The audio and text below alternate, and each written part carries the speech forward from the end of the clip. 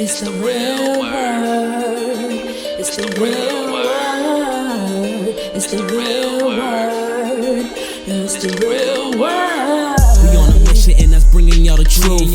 You know the problem, but we get into the root. The devil watching, yeah, he always on pursuit. But Jesus is our rock, so we shall not be moved. We on a winning team, so we can't lose. We say facts, cause we hitting y'all with proof. Started from the bottom, now we standing on the roof. As God as our witness, we gon' make it to the moon. When you want the truth, the world be hiding it. This the real word, we providing it. We got Ace, BK, Truth, Rick Star, and we plan to make a movie like it's Pixar. We came a long way from the plantation. We just tryna save your souls from damnation. So if you down with the message, tune in every week. It will lead you to the message that you seek. It's the real word. It's the real word. It's the real word. It's the real word.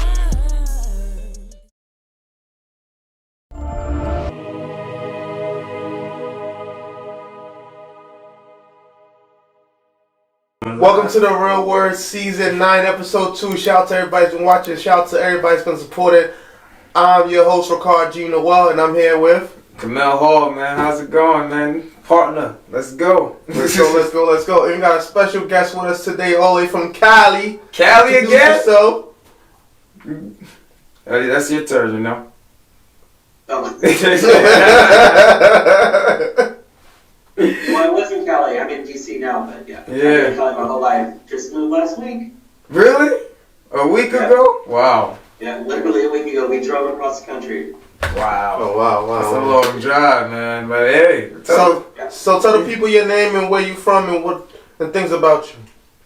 Yes, my name is Zane. I am 24. I come from California. As I said, I've been in DC for just a week. I moved because I got a new job for my first entry-level job at National Geographic Society doing internal communications. So I'll be an internal communications specialist.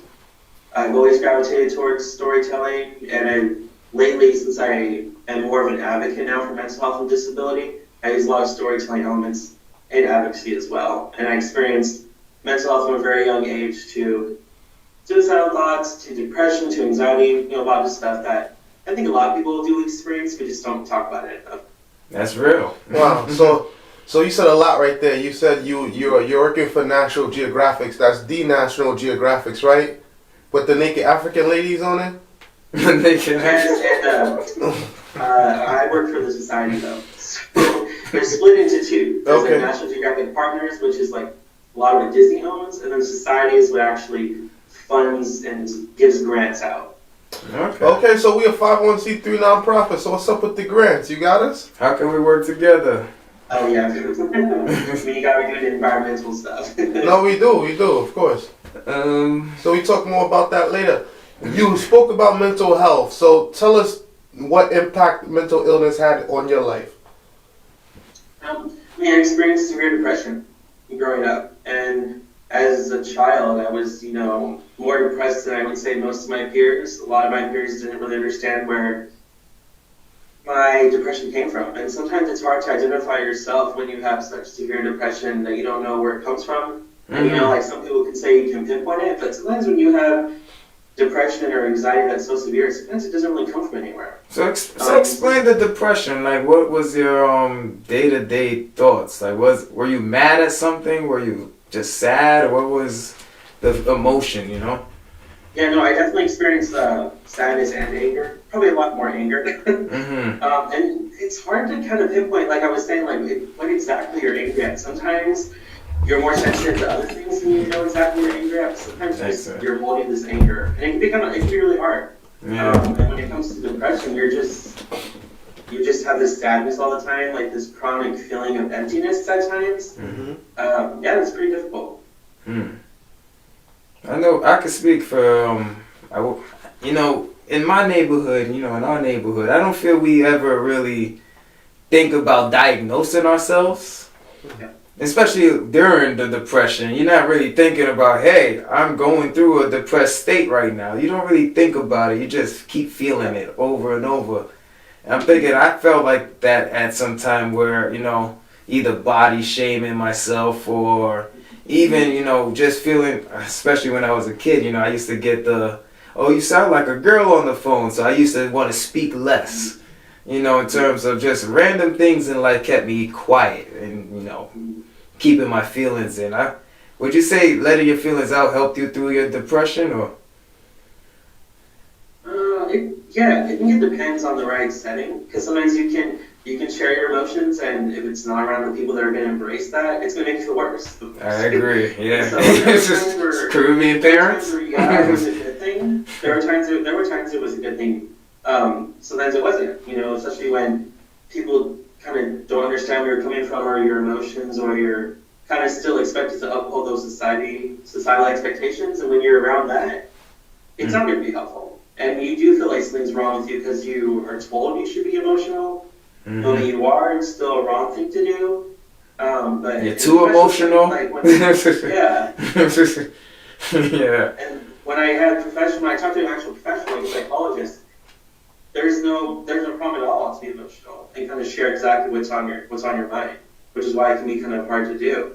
Yeah. So but I think overall being emotional helped me, because then it helped me to kind of understand my emotions, be aligned with them, and rather than being against them, working with them. Because I feel like in society we kind of veer off emotions, and we kind of tell ourselves that they're a bad thing or a nuisance when they're actually, I think, a good thing. It can make us more empathetic or more understanding, whatever it is. Did your emotions drive you to Washington, or you felt you had to get out of Cali? Was Cali too hot?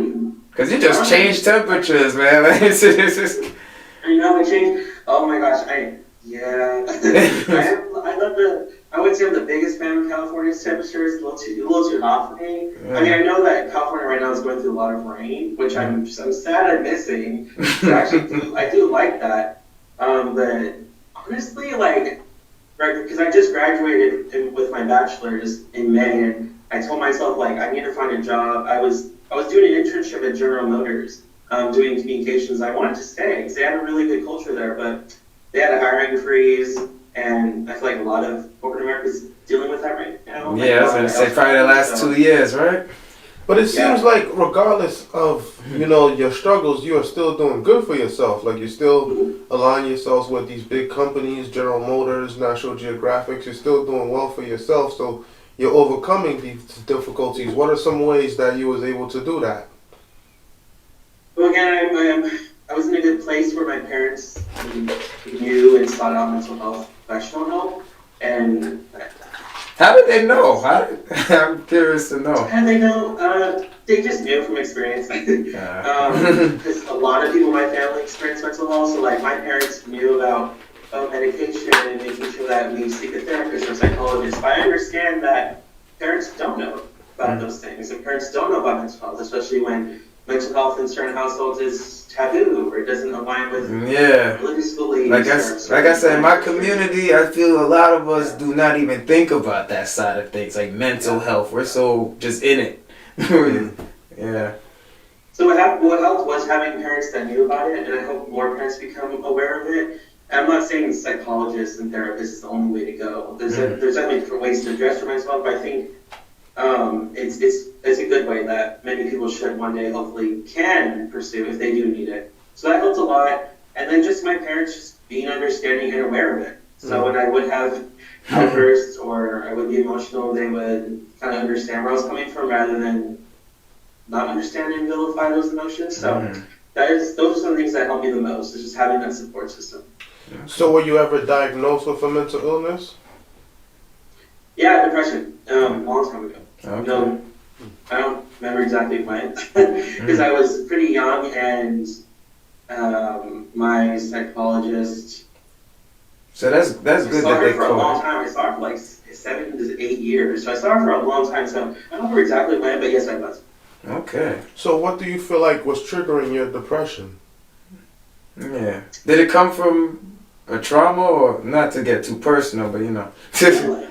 I don't think it did. Okay. For some it does. And for some people who have certain mental health illnesses or certain mental health conditions, there is research that links trauma to their diagnosis, and you could say for some people with severe clinical depression it does, but that was never really the case with me. I never can pinpoint any specific moment where I was traumatized where it kind of pushed my depression, but I know some people who did. It was like a natural cause of, or it was just like natural. Yeah. Oh wow. Yeah, that's what it feels like. Yeah. Were you like bullied by other kids or you felt left out or things like that?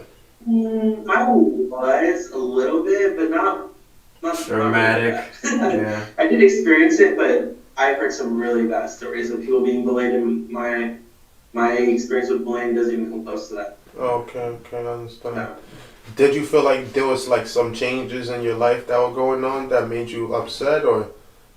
I just feel like sometimes when you have like these mental health conditions, your emotions just feel scattered. You know, like you don't really know why you're thinking this way. Like you said, you felt lost. Just lost. Okay, that's good, but that's a good way to put it. Yeah, you feel lost and you just don't feel in touch with your emotions. And if that happens and your emotions can control you, it's just a disaster for me personally. And so it's been difficult to kind of manage my emotions growing up. So that was some things that was pretty hard. And just because of that, I was always just more sensitive as a kid. You know, like no matter what, even if someone made a comment, I would take it very personal and it would be in my head all day. And I couldn't even focus on anything else. So it was pretty dramatic like that, but you know, throughout the years I've learned to just not take things personal, and you know, I always have my support system if I need it. Man, you was in Cali, man. Were you smoking, man? You wasn't smoking again. You didn't cool down off the high. No medicinal? The weed doctor? I never did, but I tell you a funny story. I never did, but I was honestly, talk about emotions. I was really stressed out about moving. So my sister and I, we were actually playing a game called Hunt a Killer. It's like they send you evidence and like try to solve this murder or whatever. It's pretty interesting. That sounds interesting. I never CSI. I never tried edibles or anything, so I tried one and then there wasn't much going on because I didn't realize it took some time, so I took another one. Oh. And then nothing was happening. Yeah, the Wolf on Wall Street moment right there. He's like, this ain't working. Like, I remember laughing a lot just for like 15 minutes, and then like it was not good. I'll be honest, it was a terrible experience. It's never really good the first time. Before, what are you talking about? When he had edibles and he had 2 back to back because the first one didn't kick in. So man. No, that wasn't the best experience. It was not a good experience because I took too much. Yeah. That was the only time I probably will. Oh, yeah. So what made you come on this platform? Like, what made you come on our show? Because our show is different, you know? No, I just love the candid conversations with people, you know, inspiring people who live these lives, changing the world. And I love to share my story on mental health, try to break down the barriers and the stigma so people can feel comfortable themselves talking about mental health with their families, or their parents, or whatever it is, so that they can seek help. And, you know, the goal is to mitigate suicide in a way. That's like kind of the one thing I'm really passionate about, because like not as a kid, but I feel like as going into adulthood and going to university, I feel like that's my experience. We gotta give him a cake, man. That man is on it. He's saving the world one day at a time. Respect, man. I gotta respect it. Yeah, and that's all it takes is just talk about it. Just be open about it. That's like I think one of the most important things you can do. Of course, there's a million other things, but I think people who don't know too much about mental health, just being open about sharing the experience. You said at one point you also had suicidal thoughts, right? Suicidal ideations. What triggered those ideations? Yeah. He was just fed up. There was a time where I had a lot, and I think that was just going through a lot. Like, I feel like my life was like emotionally scattered, like so much. Like, I didn't really know what was going on. It was a really stressful time in university, and I was having them almost all the time. So I feel like I felt like I had this idea that no one was on my side, no one was supporting me, and you kind of have to get out of that mindset. Sometimes it can trick you like that. But yeah, so I did experience it. I don't know if there was necessarily a specific moment that triggered it, but I think it was a lot of different things happening. How far into it were you? Like, did you plan it out? Did you write a note? Or? No, I never planned it, but, well, there was a point where I was so angry where I grabbed a bunch of pills in my house and put them in a bag in case I ever needed them. And I saved it. I don't know. I think I threw the bag away at this point, but I don't know if that's considered planning it, but... You kind of, yeah. Close to it. You kept taking steps. Yeah. So I never attempted, but I got really close. Well, I'm happy you didn't, man. I'm happy on this platform to share this story. It's just... A lot of our community don't really think about it, and I'm happy you brought it up because now I got to put more thought into it, speaking about it. Whenever we get people on our platform from different communities, we always want to ask them questions like into their world, you know? Like see things from their eyes. Believe it or not, our first 5 seasons we didn't have any white people in our show. They just weren't coming on. We would probably get like 1 per season, but since we got Pod Match, we get a whole bunch of New York is kind of segregated in a way. Certain areas is like these are all the Caribbean folks, these are all the Mexican folks, these are all the Spanish. Like everybody got a section. Like you got to cross over to meet them. Yeah. So like you having a conversation with us now, right? Mm-hmm. Would you generally have a conversation like this in real life with people from other backgrounds? Mm-hmm. And how comfortable are you with having those conversations? It depends. Mm-hmm. I mean, sometimes I'll feel comfortable, sometimes I won't. It kind of just is someone's aura, someone's energy, and if I'm like, I don't really feel comfortable. It's a vibe, man. Yeah, it really is a vibe. Like, if someone's not giving me that vibe, I'm not going to speak on it, but it's interesting when the people you do, like, there are people I know that, not right away, but, like, just meeting them a couple of times, I'll be open about that stuff. Mm-hmm. And it'll definitely build a bridge, because then they'll share with me that they've experienced that, or they know someone. Mm-hmm. I feel like, in my opinion, suicide is I think it's really common, but a lot of people don't see it that way. I think every time you think of a suicide, you're like, oh, that's that one suicide. Yeah, it's got to be extreme. It's the one suicide you're hearing about. If you actually look at the statistics, I'm trying to remember. I think it's like, what was it? Every person dies by suicide every 40 seconds.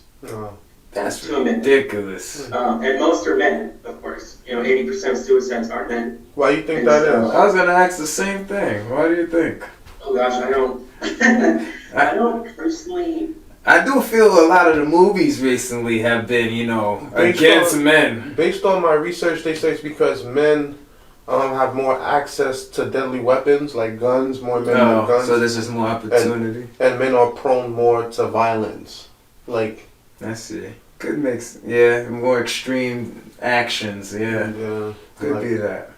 Depending on how the suicide happens, I think a lot of people have access to pills or maybe a car that can do it, but I also think that, I feel like sometimes when you look at like masculinity, it can feel so entrapping that, men have sometimes feel that they can go nowhere with their emotions because they're told that they're wrong to feel that way. You gotta be tough. Yeah. No, really. It's totally true. And then they feel like they have no one. And then they resort to something like that because men's mental health is, in my opinion, a really untreated community.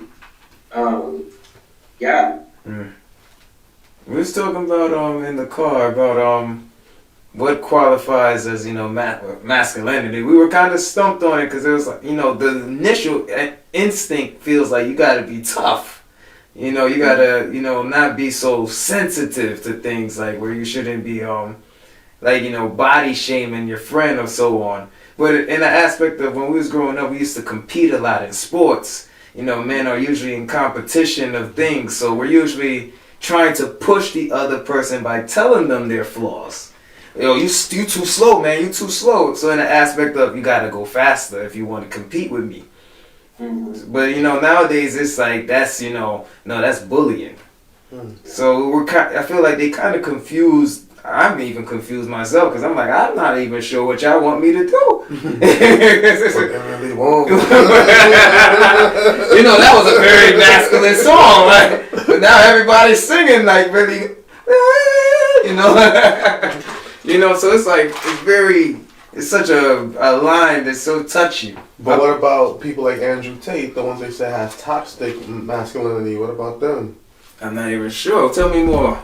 I mean, they're saying basically he's saying that women should stay within their role like feminine. Oh yes. And they should obey the man and do whatever the man say.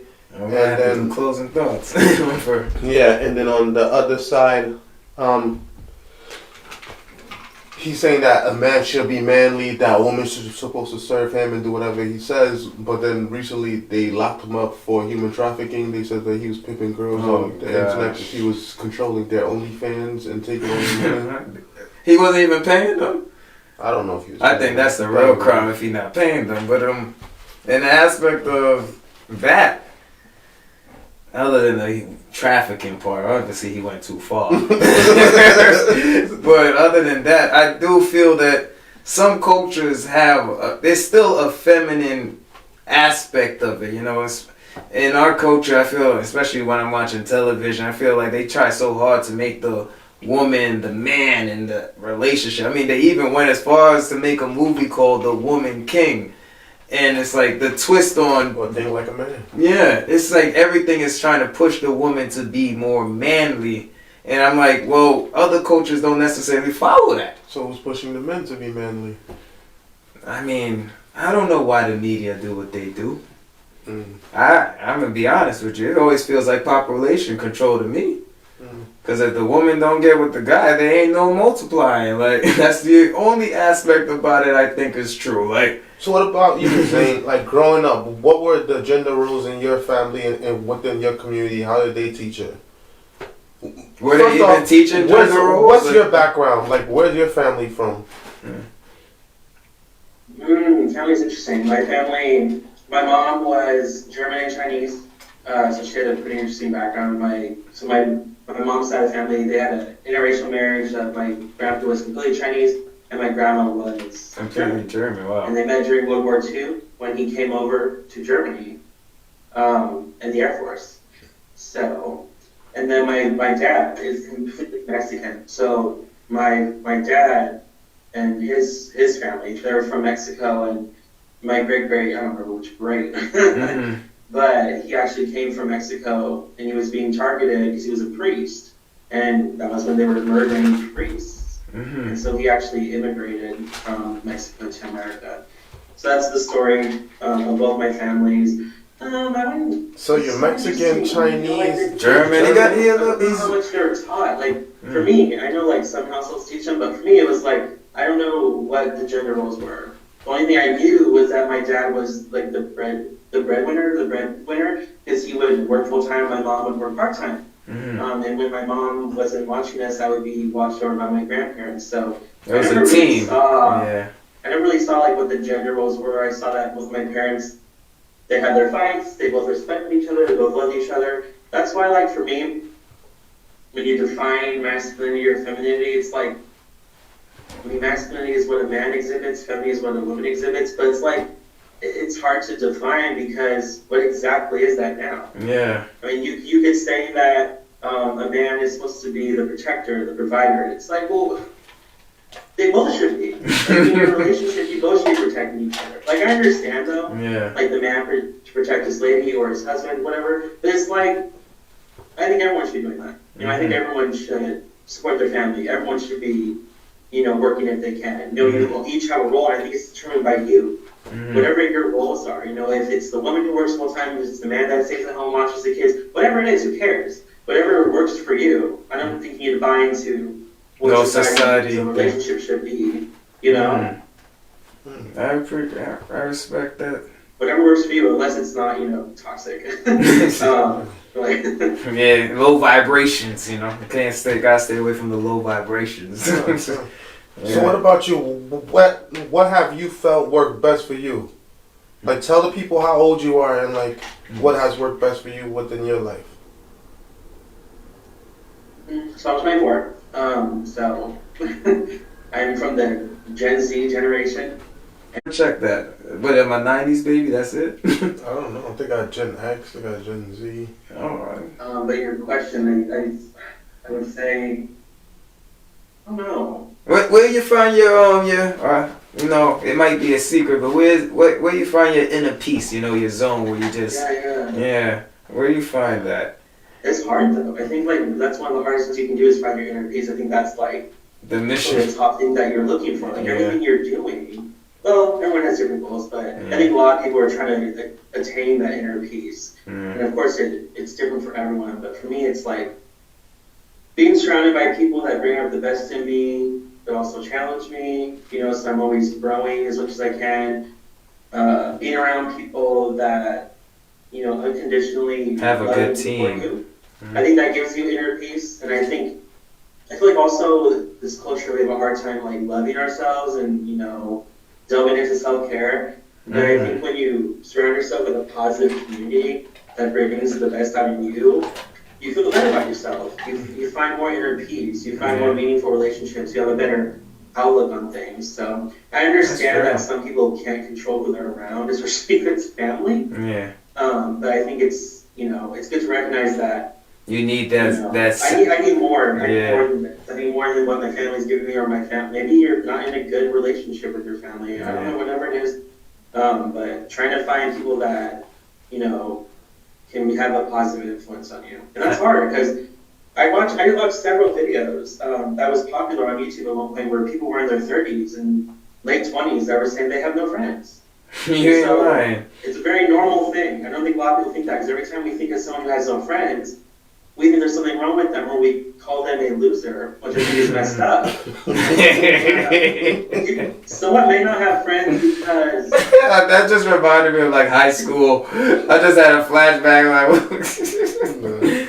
But you could be in a room where everybody and still feel lonely. Like that's happened to me a lot. Like where I'm in a room with like hundreds of people and I know majority of them and I still feel alone because I'm like not that connected. Yeah, that's how. There's a difference between, of course, being in a room with people, but being in a room with people you connect with and have that community with. Yeah. But this is like 20 years of friendship right here, man. He's a brother practically at this point. Like, it's just 20 years. And we've been talking... I know. I saw like popular videos where people were just open about not having friends and they were saying that they had friends in high school and then you just move on. And then sometimes when you work at a job, it's hard to find friends. And so I think it's actually, again, a very normal thing we're just not very open about that. Having friends is a kind of a normal thing. And some people are scared to admit that. And that could lead to the depression. Job friends are not real friends. Yeah, that's what he was saying. Yeah. Most of the time, they don't stay your friend after you leave that job. Yeah. Oh, yeah. I've had a couple of those situations and groups where we're friends in that moment, and then I leave or something happens, I never hear from them again. Even when I reach out, I don't hear back. It's like they disappear. It's like they were fake the whole time. It's weird. Like you could say happy birthday to them on Facebook and they just press the like button. They don't even respond. It's like they just... You never hear from them again. Like literally. It's weird. But that's how you know how they really felt the whole time. Well, they're going through something. A lot of people be quiet because they don't want to have to open up. Or they could be secretly comparing themselves to you, and so that breeds the hatred. This is the competitive nature from basketball. Talk. It do happen. No, you're right. It does happen. It does happen. So how's your experience been here so far speaking to us? Oh, it's fun. I mean, again, I feel like on a podcast that I'm on, it's like pretty serious, and I love that it's two people because like usually it's one-on-one. I'm talking to someone, so it was fun to hear about y'all's different ideas and your experiences. So it was cool. Yeah, I had a lot of fun. I appreciate that, man. Yeah, man. Okay, since you're part Asian, German, and Mexican, what religion did they make you follow? What religion did you follow? Again, another thing. My family never really had anything. Like my grandparents on my dad's side are really, really Catholic, but my mom and my dad didn't really raise me and my sister to believe in any religion, so I never really... They just left it up to y'all. So I never really believed in anything, but I do believe something's out there, and I have a good sense that there is, but I believe in things from Catholicism, Christianity, and I'm exploring Buddhism just to learn about it. Just because why not? That's how you find it? I don't think we should live in ourselves. You're right. So are you atheist? No. I definitely believe in some sort of God or higher power, but no, I'm not atheist for sure. Do you pray? We'll be right back after this. After these episodes. Top question. Does he pray? I mean, it's a cliffhanger right here. Like, it's just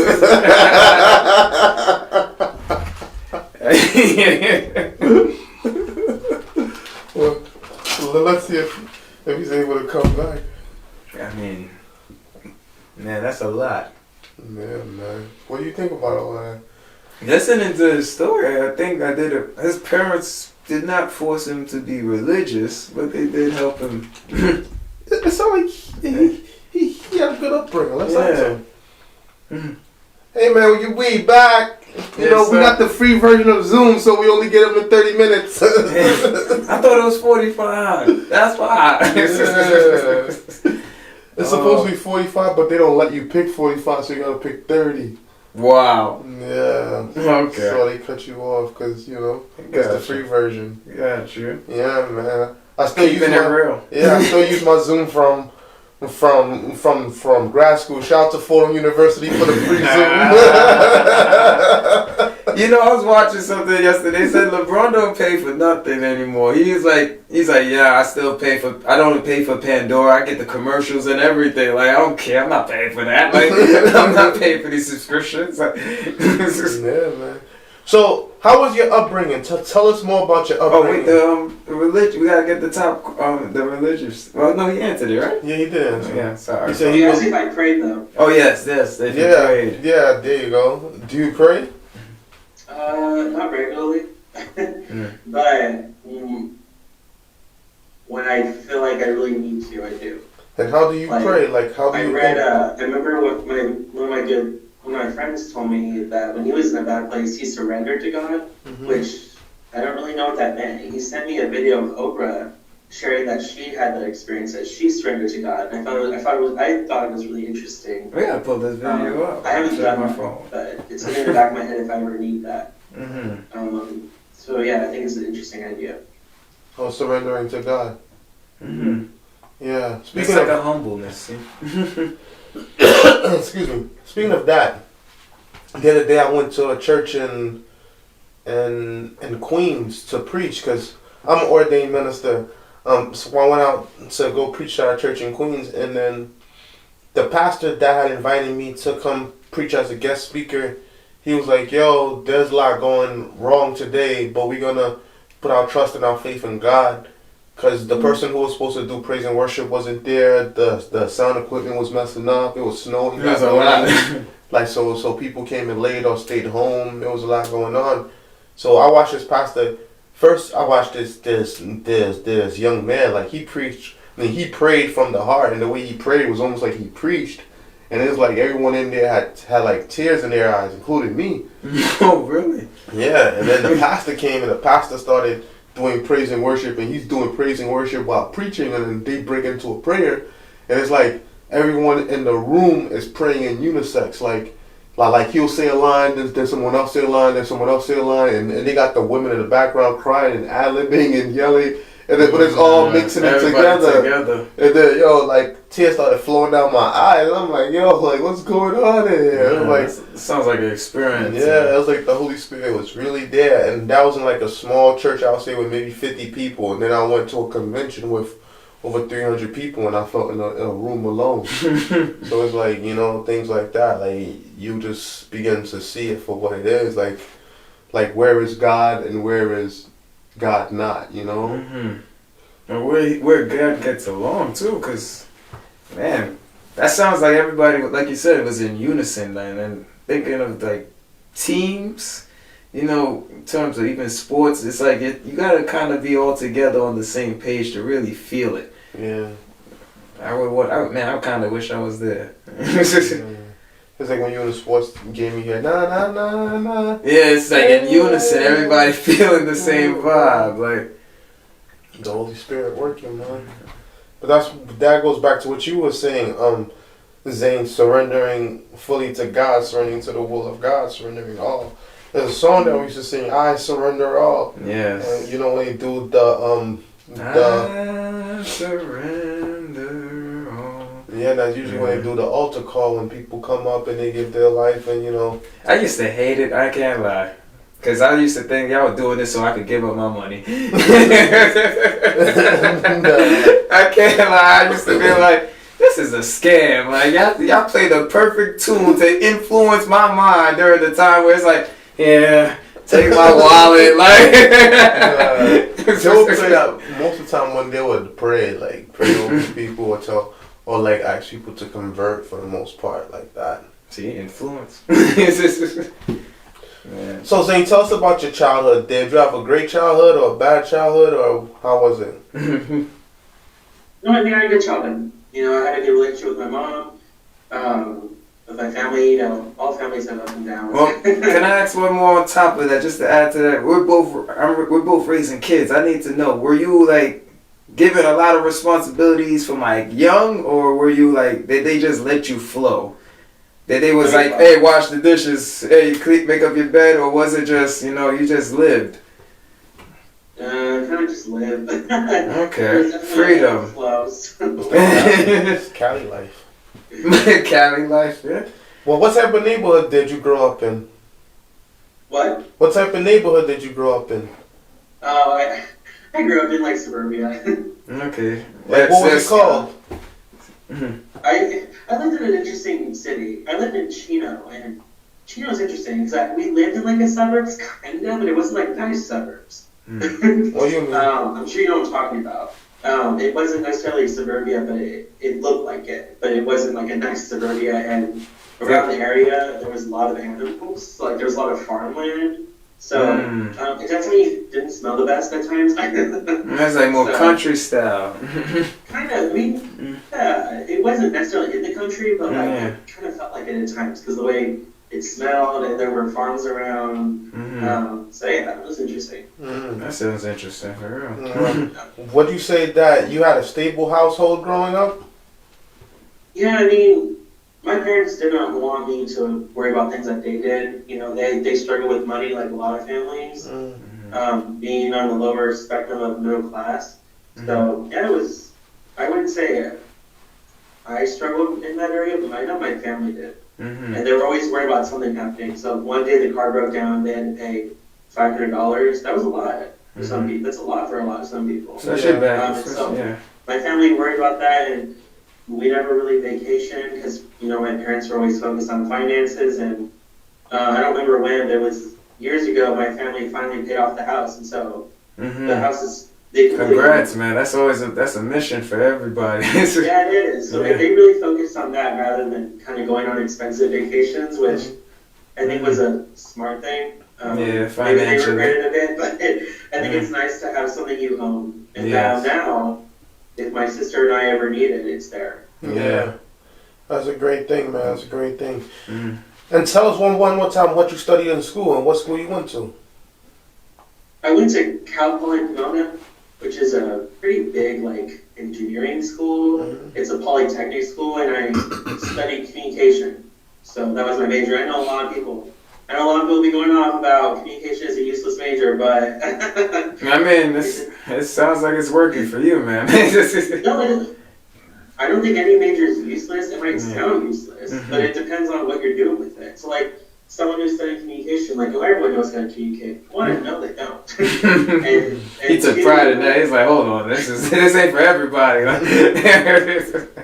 It just really depends on what you do with your major. And for me, I didn't stop at just doing the classes. I did internships. I got mentors, which is why I'm working at National Geographic, or I am working at National Geographic.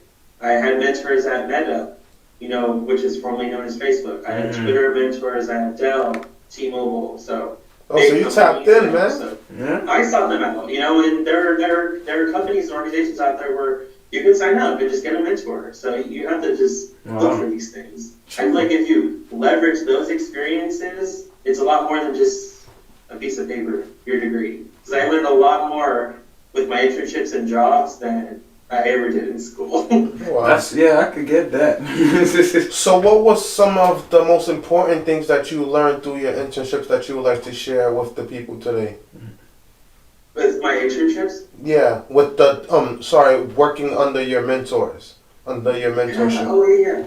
I mean, what I love about working with them is, you know, make sure you bring value. and make sure you know why you're there. You know, sometimes when you want to mentor, you need to make sure you know what you're there for. Because, you know, someone who's an executive at Facebook or Meta, they're busy, obviously. And so if they're going to mentor you, you should have a good handle on what it is you want to accomplish. Pretty much telling them what you're here for. Yeah. Yeah, 'cause a lot of people will go, can you be my mentor? And they're going to go, mentor you with what? With what you need, and they don't know. So it's good to have goals. And luckily for me, the mentorships that I had, a lot of them were from programs from companies. So I didn't necessarily have to have a goal. I was just part of a program. So we were like matched up.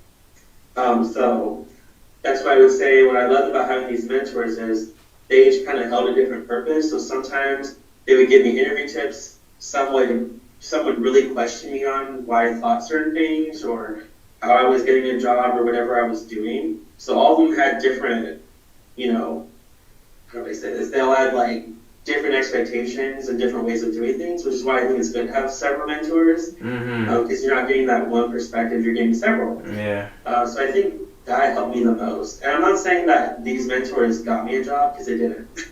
Yeah, you earned your job. Yeah, even my mentor at Meta, she referred me to 2 jobs. I didn't get them. So, you know, just because you have a mentor doesn't mean you're guaranteed to get a job without working. And I wouldn't look at a mentorship that way either, because a lot of times it probably won't happen. But what they do offer you is they offer you advice, guidance, they know exactly where you are. Yeah. Because they had to get a job at one point, so they know how you're feeling, they know exactly what you've gone through. So it's good to have that person that knows what you're experiencing. Growing up, like, what type of crowd do you feel like you used to hang out with? I feel like when I was growing up, I don't know, I hung out with different crowds, which was always interesting. I remember hanging out with... You said you had a sibling, right? A daughter? I mean, a sister? Yeah, she's 6 years older than me, so... Oh, so, okay. Yeah. But the kind of crowds I hung out with, well, I hung out with different kids, you know, kids in different backgrounds, different races. I never really... Paid attention to it, yeah. You know, 2 of my close childhood friends were black. And I never saw anything of it. Didn't think of it any differently. And even the high schools, or the schools I went to, they were predominantly Asian. So I always kind of like felt left out because I didn't necessarily fit the mold of the school. Like, wait, you said Haitian? Yeah. Yeah, 95% of the schools that I went to were like predominantly Asian American. Oh, Asian. Oh, Asian, like Chinese. You said. Yeah. Well, I thought you were saying Haitian, like sac passe. So I hung out with like sometimes popular kids, sometimes I hung out with quote unquote dorks. Yeah. So you was I just kind of fit in with a lot of people. And this was all during when you was in Cali? No, when he was getting you said you had depression, so you were still fitting in, even though you said you was dealing with the mental issue. What was it with the therapist? Yeah, no. I'm lucky that people I was around were understanding, and also I just kind of pretend I didn't have those issues. You know what I mean? Yeah. You know, it can be kind of easy to, for some, not all, but you can definitely pretend. You can hide it. Yeah, I see what you like, said. so what's that quote everyone says? Like, smile through the pain. Yeah. Respect. So that's what you used to do a lot? Did your sister deal with those same issues, or it was just you? Not the same, but we definitely both have mental health journeys.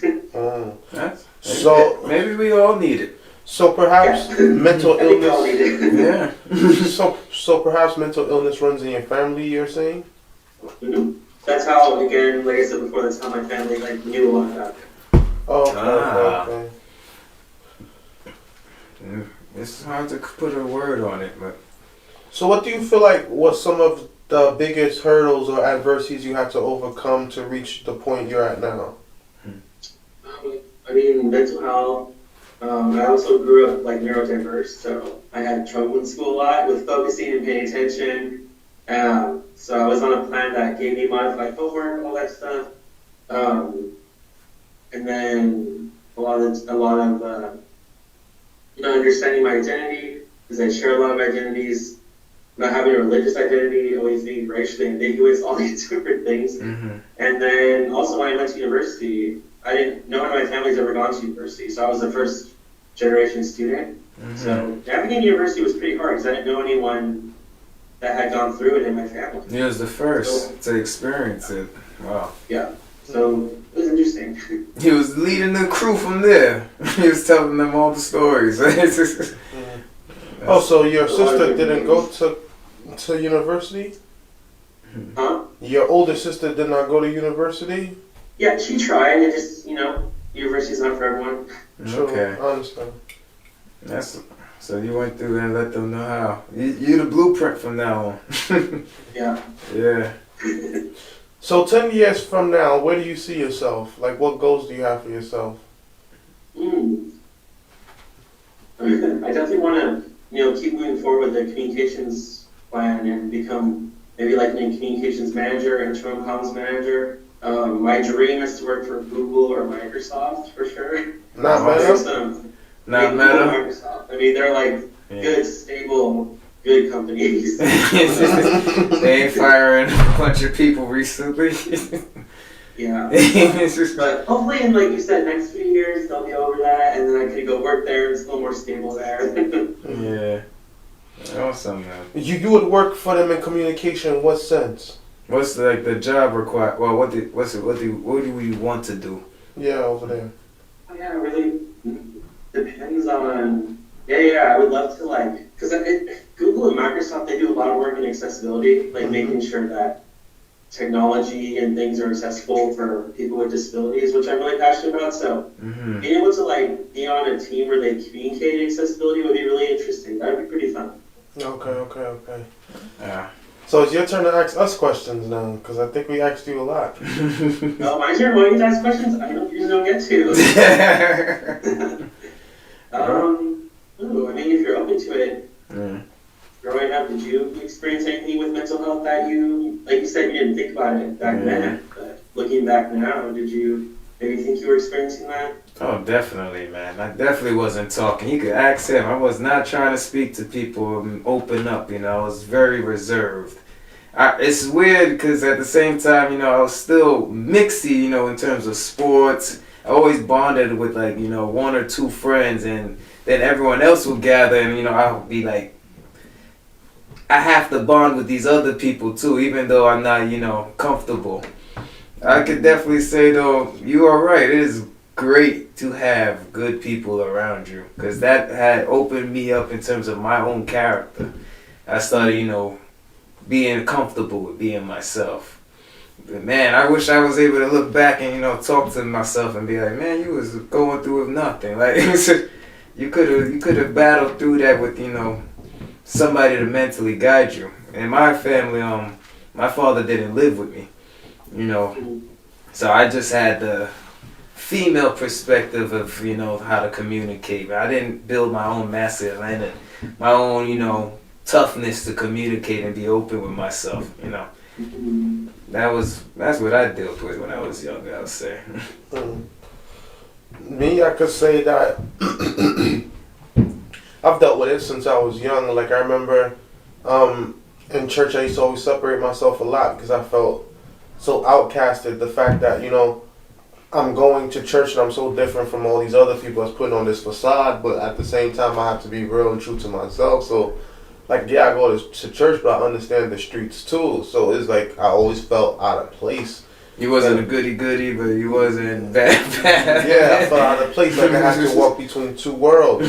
And sometimes, I remember, I used to go to the roof of the church, not to jump, but just to look down, just to be alone from everybody else. Peace and quiet. And then I would find some other kids with the same ideas, and they would be like, oh yeah, I'm going through depression, yeah, I'm going through this, yeah, I'm going through that. And I found out, there's a lot of us like this, And I remember I used to live in a basement, and I used to close all the curtains and just be in the house all day. And then that Drake song came on. It was like, I've been in the house with the phone, or I've been in the house with the curtains closed. Yes, that's I'm 6 bands. Yeah. And then when he's like I felt that way, where it's your phone off, the curtains closed, and you just by yourself, you zoning out. You don't want to be around nobody. And I've dealt with PTSD and depression. I was in a car accident where a friend, he was going through troubled times and he tried to commit suicide, and I was in the passenger seat, and I was hurt really bad, and you know, I felt that resentment in my heart for a very long time, and I had to go through physical therapy and mental therapy. I started to laugh. I just, you know, popped in my head like, this mother almost killed me. Yeah. I went through mental therapy and physical therapy for a while. You know, and I was married. Like, I went through marriage counseling a few times. Yeah.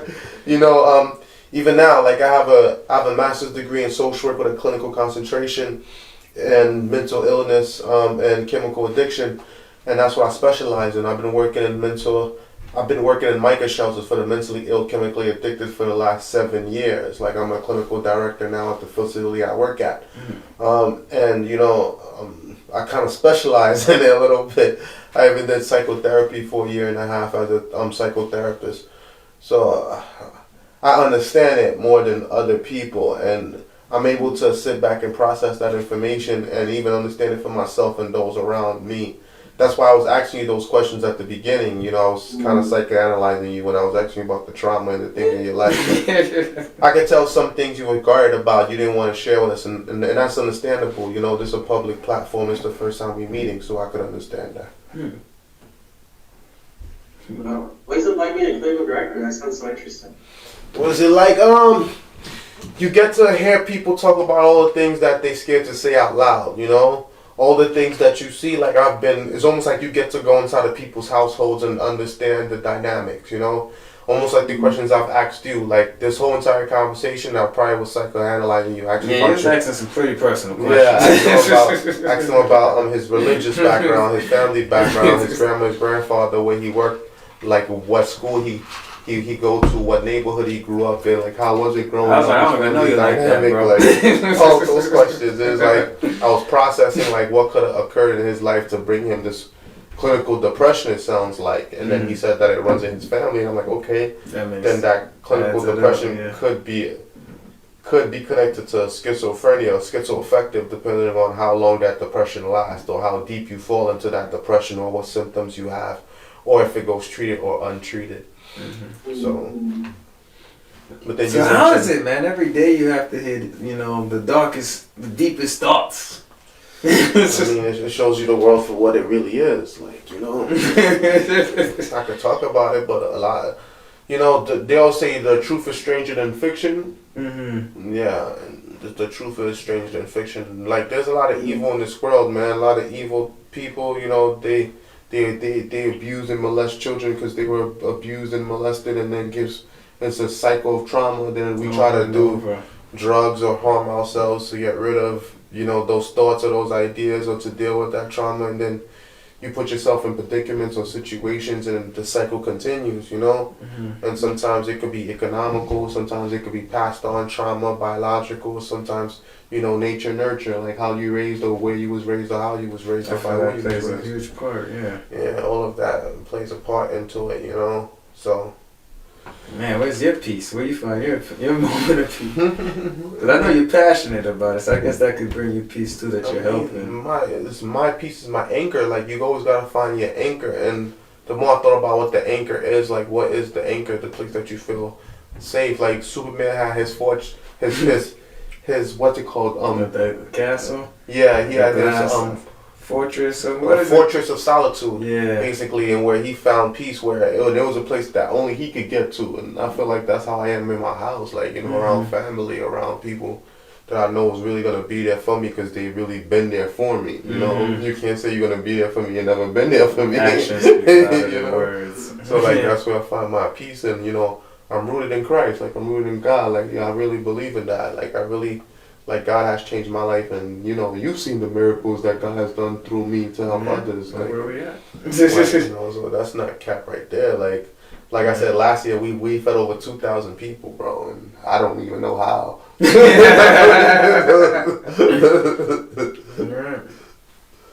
So, that's my life in a nutshell, man. You know, just keeping it real. You know, hands up to God. That's what's right. Oh, thank you. Well, we almost. We got 5 minutes. Well, he gotta ask one more question before he close out. Oh, Let's. he's like, let's see.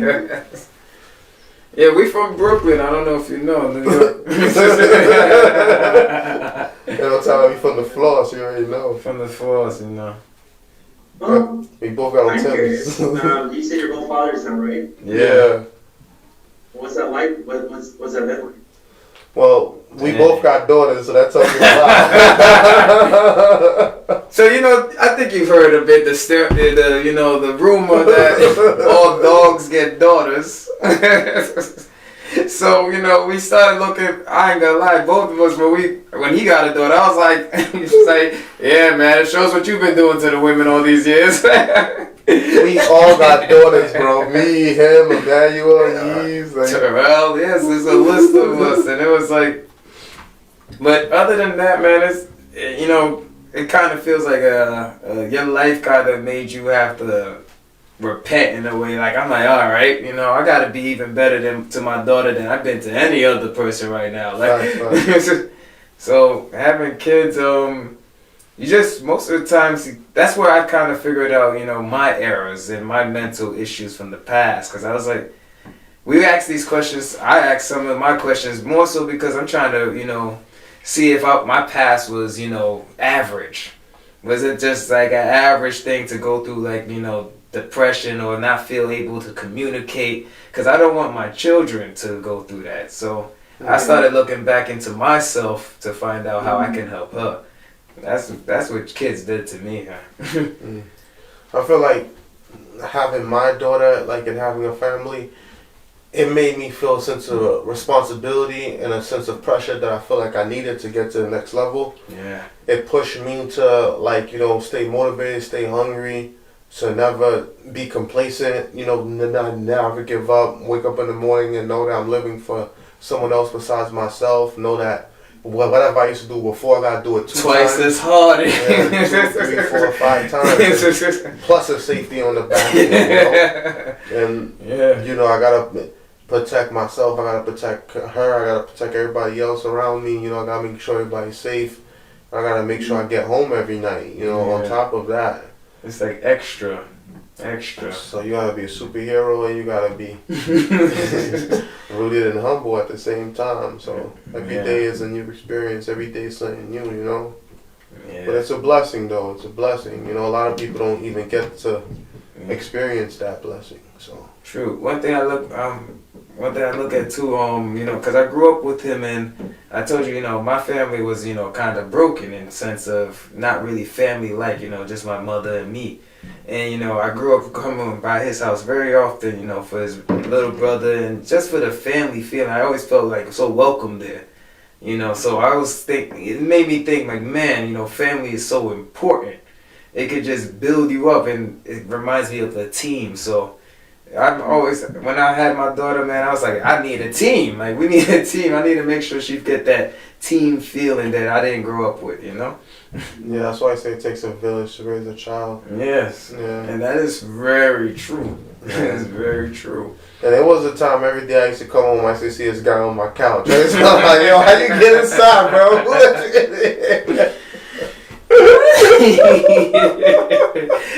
You look back and be like, yo. Playing video games, just looking at me eat a sandwich. Like, or Chinese food. Chicken wings and french fries. You know, I'm not gonna lie, I think recently, probably like end of last year, I talked to somebody and he was like, yo, my friend used to do that to me too. He was in my house eating dinner every night. Like, and I'm like, so I'm not the only one. It was actually, it was a little different. It was an Asian guy, and yeah, it was a lot of us there every day. It was you, Andy, Simon. Yeah, there's all different cultures. Yeah, it was a whole bunch of us. We had the space, you know. So people just pull up. Yes, especially in the backyard. That was where a lot of arguments and, you know, people fights. Skills was growing. Yeah, wars. We would have needed a communicator. We would have needed somebody to communicate for us, cause a great transit. So, Zane, closing thoughts? Yeah. What thoughts you want to leave with the people with, and where can they find you at? You said any final thoughts? Yeah, final thoughts and where they can find you at. Your social media or any links you want to share. Final thoughts would be, just be aware that people are going through something. You never really know what they're going through. Maybe they're smiling through the pain, and always have empathy and always try to understand others, sometimes when your family pushes you away, maybe something's going on. And also be grounded within yourself and figure out what you need, address what you really need. I feel like we're always trying to be people pleasers and never support ourselves though. Yeah. And then lastly, just my name. Type in my name. You'll find me on LinkedIn, Instagram, Twitter, Facebook, and connect with me on there. That's where you can find me. Alright. His name is Zane Landin, right? Landin. Alright. Closing thoughts, Kimmel? Find your ground, man. You know, I used to do engineering in city tech, so you know the ground is the only way the tech works. If you don't got no ground, there ain't no electricity passing around. So find your ground, and that's how we get going. Alright.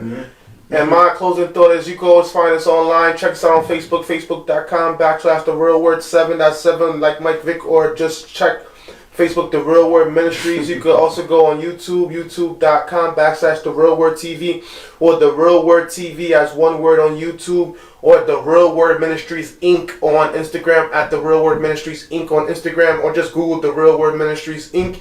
and you can find us everywhere: Apple, Spotify, Pandora, Soundcloud, and Apple Podcast. So also we on the Brick Network. I was gonna say we on Brick TV, man. We on TV, mama. Yeah, we Tuesday and Thursday at 12, 1, and 4. So thank you for joining us. We close out with a prayer.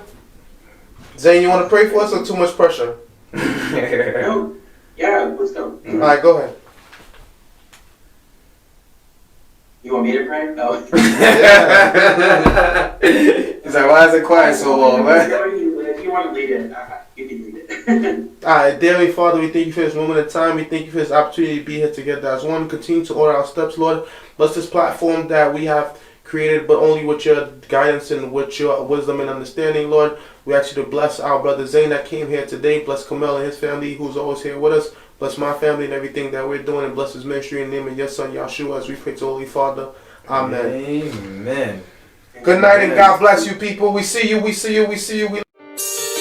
It's the real word. It's the real